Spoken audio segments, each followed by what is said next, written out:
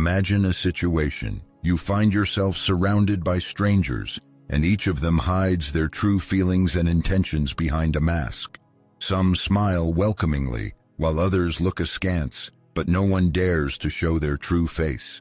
Now imagine that you have to enter this world without any protection, without a shadow of deceit, without the ability to pretend and manipulate others. How long can you last in such conditions? How soon will you be considered a naive simpleton or even a weak person? This is the tragic fate that befell Prince Myshkin, the protagonist of F.M. Dostoevsky's novel, The Idiot. This man possesses a rare purity of soul, unwavering honesty, and boundless compassion for others. However, instead of admiring his virtues, those around him only mock him, use him for their own selfish purposes, and ultimately break his life. Society proves unable to understand and accept his kindness. But this story, unfolding in 19th century Russia, is not just a historical drama. It is a reflection of the bitter truth about human nature, which remains relevant today. Why does it so often happen that good people end up in a losing position? Why does sincerity evoke ridicule rather than respect? And finally, the most important question: if goodness brings suffering, is it worth it? Upon completion of this analysis, a completely different perspective on virtue, morality, and the dangers that excessive kindness holds, in a reality where cunning and resourcefulness often turn out to be more valuable qualities, will open up. The final revelation to which we will come is capable of shaking us to the depths of our souls and changing our perception not only of the world around us, but also of ourselves.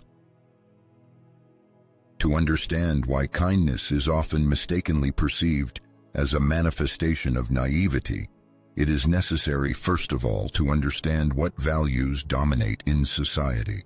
It is generally accepted that honesty, kindness, and decency evoke universal admiration. But is this really the case?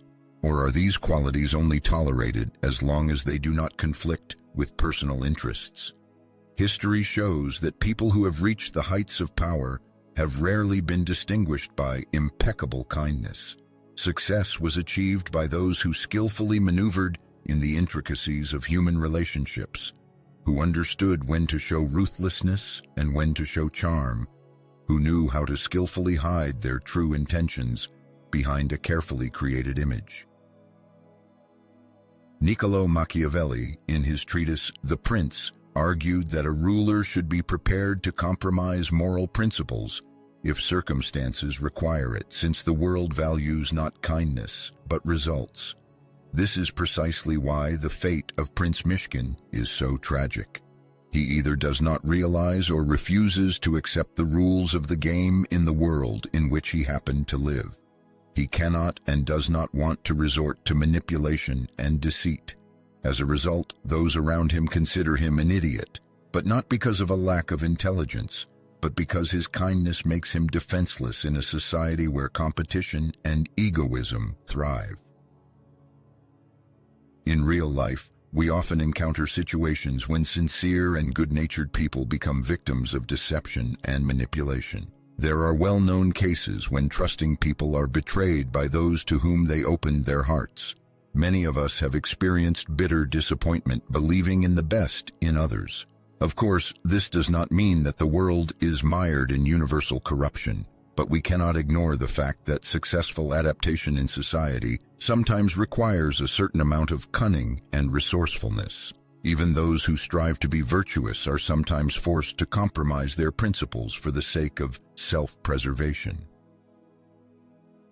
Despite this, society retains the need for people like Prince Myshkin, whose kindness is unwavering. It is important to note that Dostoevsky does not depict his hero as a passive sufferer. Myshkin not only experiences suffering, but also has a profound impact on others. His kindness, being an active force, is like a mirror, reflecting the shortcomings of others, prompting them to self-analysis and rethinking their actions. The reasons why people feel uncomfortable in his presence lie not in his shortcomings, but in their own. He does not pass judgment, but his very existence is like a mirror reflecting their hypocrisy. His unfeigned sincerity highlights their deception, and his kindness makes their egoism even more obvious. And paradoxically, instead of recognition and acceptance, he faces rejection. This raises a fundamental question: who is really the madman, Myshkin or the world mired in its own delusions? In the further study of this paradox, we will have to find out what it means to be truly kind in a world that seems to have forgotten how to value this quality. Ultimately, the true nature of kindness will be revealed, capable of changing the perception of reality. The tragedy of Myshkin's story lies not only in his personal suffering, but also in how society perceives him. He does not consider himself a fool. He believes in love, honesty, and the inherent goodness of human nature. However, the more he tries to bring light into the lives of others, the more they see him as an outsider, someone who doesn't fit into their world. But why? Why does true goodness so often cause discomfort and rejection? To answer this question, we must turn to the nature of human relationships. Interpersonal connections, whether personal or social, are built on a fragile balance of power. Even in the most insignificant interactions, unspoken negotiations are subtly conducted. People carefully consider their words, strategically plan their actions, and adjust their behavior based on expectations of reciprocity. It is a world of subtle manipulations, where even displays of kindness are often driven by hidden motives and the expectation of a return favor. Prince Myshkin stands apart, refusing to follow the accepted rules. He gives generously, without asking anything in return, and speaks with directness without worrying about the consequences. He forgives offenses, even betrayals, without holding a grudge. In a world of hypocrisy and falsehood, he appears defenseless, and it is precisely this that breeds distrust. Psychologists have long studied the phenomenon of cognitive dissonance, the distressing state that arises when encountering information or actions that contradict our beliefs. In interacting with others, Myshkin forces them to confront their own moral contradictions. People may talk about their commitment to goodness, but when faced with its true manifestation, they feel uncomfortable. This makes them realize how far they have strayed from their own ideals, and instead of accepting this unpleasant truth, they reject the one who reveals it to them. Consider how often we react to those who show exceptional kindness. Stories of selfless individuals who dedicate themselves to helping others evoke admiration, but also a strange sense of discomfort. The human mind tends to distance itself from outstanding personalities, explaining their self-sacrifice as some deviation from the norm, even naivety, devoid of practical value. Often, in an attempt to diminish their greatness, we look for flaws, seeking to prove that they are not perfect either. But why? Perhaps acknowledging their genuine goodness would force us to reconsider our own actions, the compromises we have made, and the moral principles by which we justify our actions. This is precisely what happens with the image of Prince Myshkin, created by Dostoevsky. He appears as a symbol of something unattainable, as an ideal that evokes admiration in theory, but is rejected in real life. His very presence in society becomes a challenge to the established order, not because of power or authority, but simply by his existence. Through the character of Myshkin, Dostoevsky exposes a deep truth about human nature. We do not strive for absolute goodness in our lives. We think we desire it, but when we encounter it, we feel overwhelmed and even constrained. Selfless, boundless goodness, devoid of the usual human weaknesses, perplexes most people, and therefore, instead of exalting the virtuous person, society often prefers to isolate them.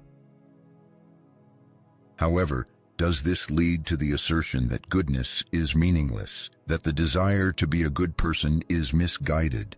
This question adds further complexity to the discussion. Despite the trials he faces, Prince Myshkin does not regret his kindness. He does not succumb to bitterness and does not seek to change his essence.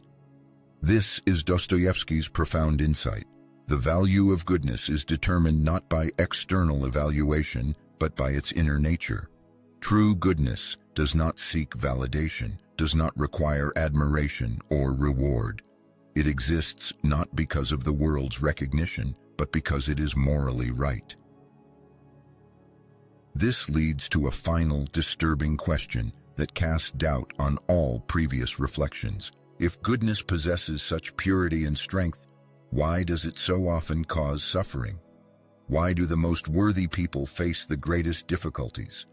Further investigation will reveal the last, most striking revelation about what it truly means to be good in a world where goodness is not properly recognized.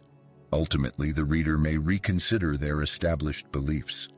The question of the paradoxical connection between goodness and suffering has long occupied the minds of humanity.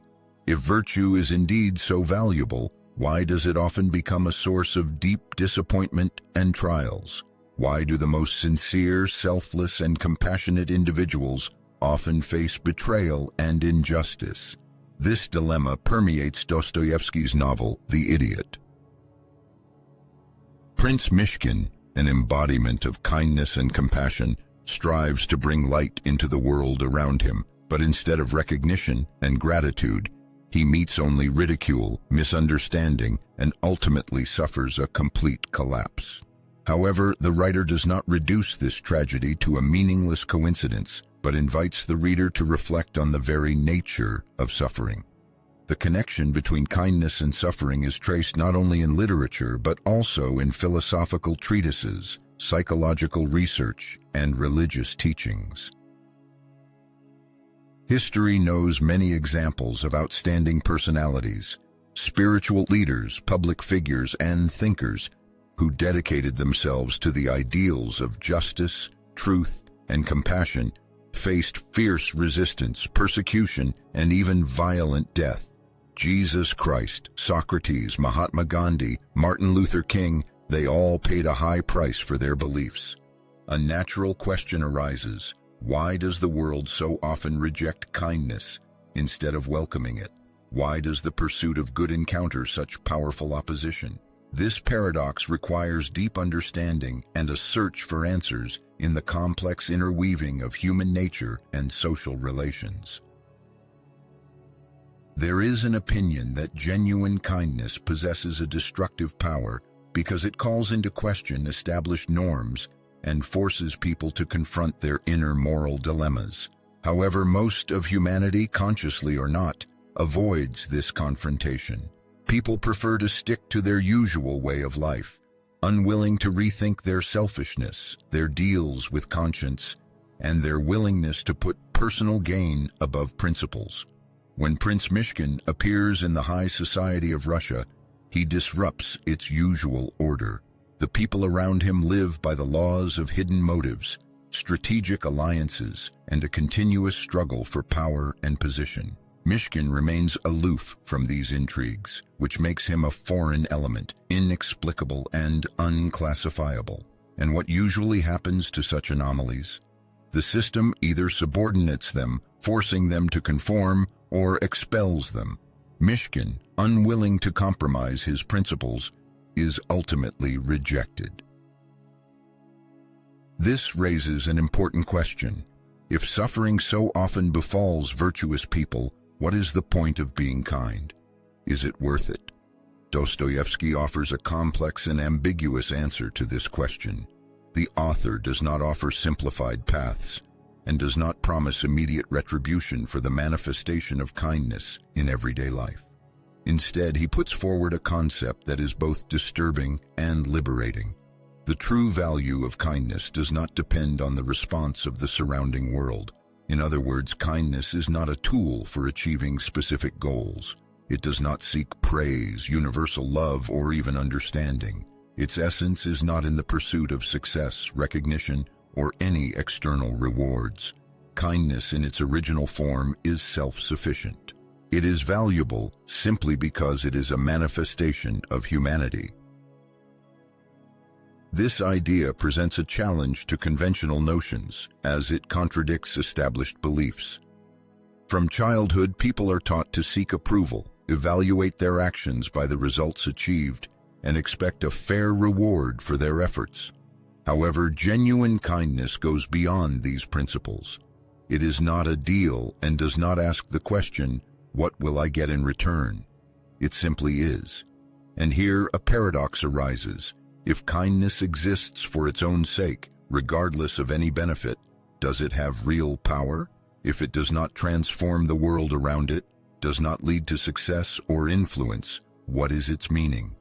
The final part of the study will consider the complex question concerning the influence of Prince Myshkin on the people around him. Despite the suffering he experiences, the prince has a profound impact on those he encounters.